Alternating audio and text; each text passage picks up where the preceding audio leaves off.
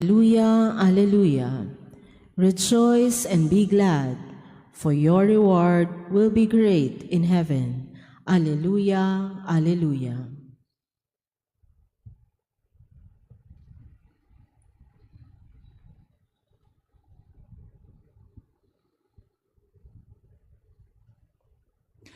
The Lord be with you. And with your spirit. A reading from the Holy Gospel according to Saint Matthew. Glory to you, O Lord.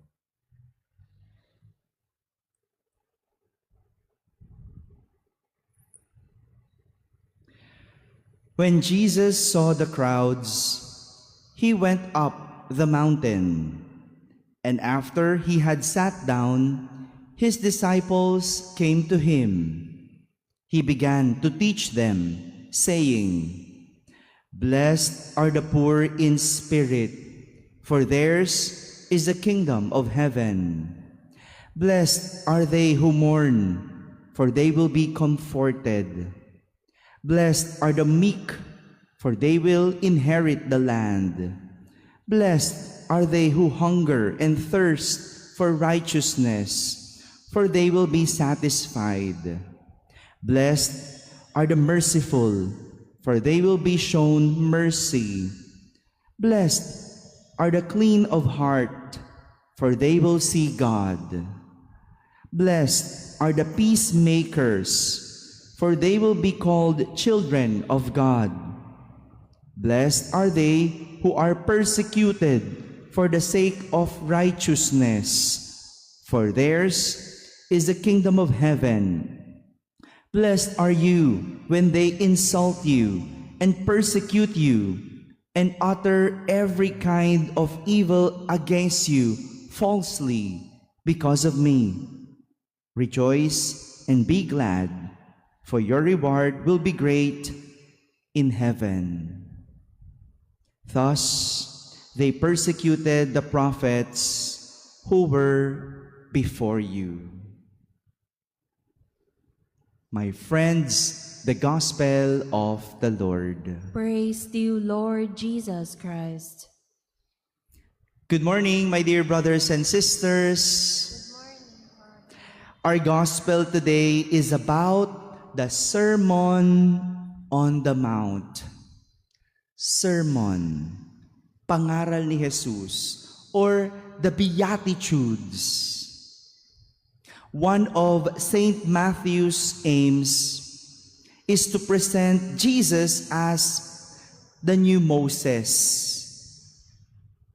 Not that Jesus is replacing Moses and to put aside the law given to the Israelites by Moses himself.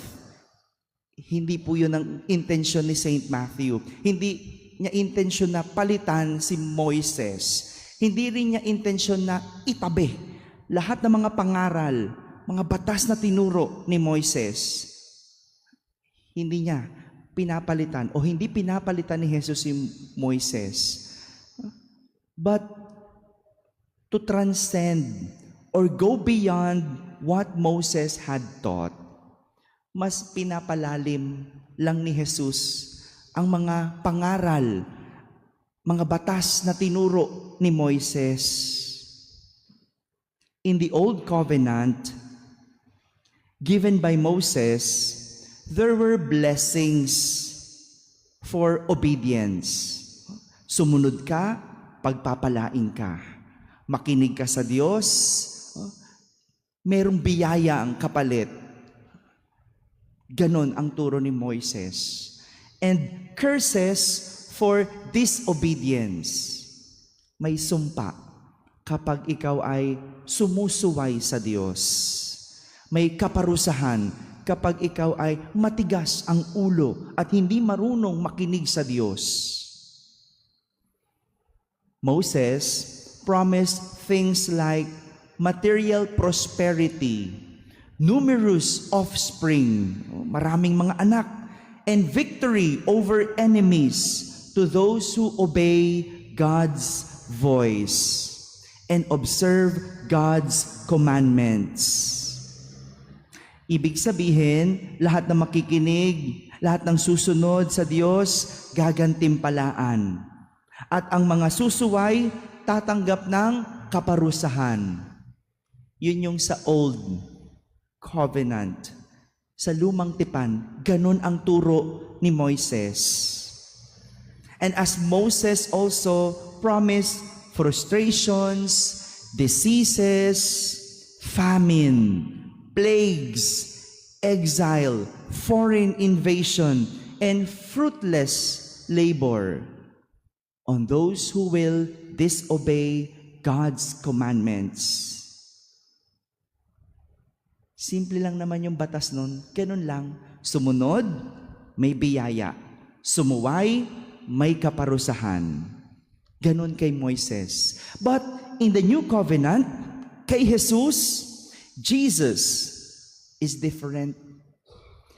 Yes, tama pa din yun.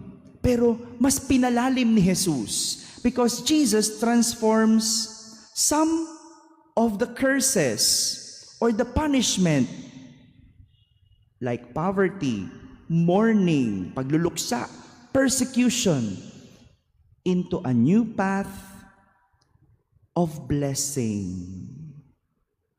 He transformed yung mga bagay na tila sumpa sa isang daan tungo sa gantimpala. Yung kaparusahan sa Lumang Tipan na iniiwasan ng mga tao, ginawa ni Jesus bilang sanhi ng pagpapala na siya mismo ang magbibigay kung ito ay pipiliin ng tao. To be poor, hindi yan gusto ng tao.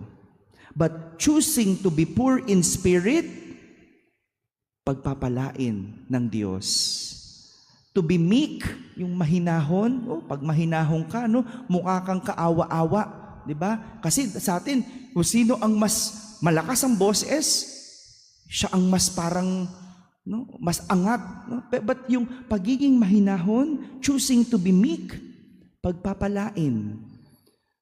To be hunger and thirst for righteousness, merciful, clean hearts, peacemakers. Lahat ng ito, hindi sumpa. This is not a curse, but rather a source of blessing given by God. For these things give a person real happiness. And that is what means being blessed.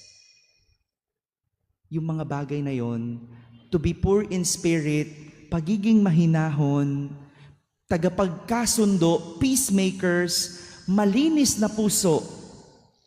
These are the things that will bring us happiness. Pansinin po ninyo, ang mga mapagmataas, mga sinungaling, ang mga hindi marunong magpatawad, ang mga may bahid ang puso, ang mga nanggugulo, kailanman hindi naging masaya. Dahil walang naging masaya sa pagiging masama. Walang naging masaya sa pagiging masama. My dear brothers and sisters, Jesus sees things differently. Iba ang pananaw at pagtingin ng Diyos.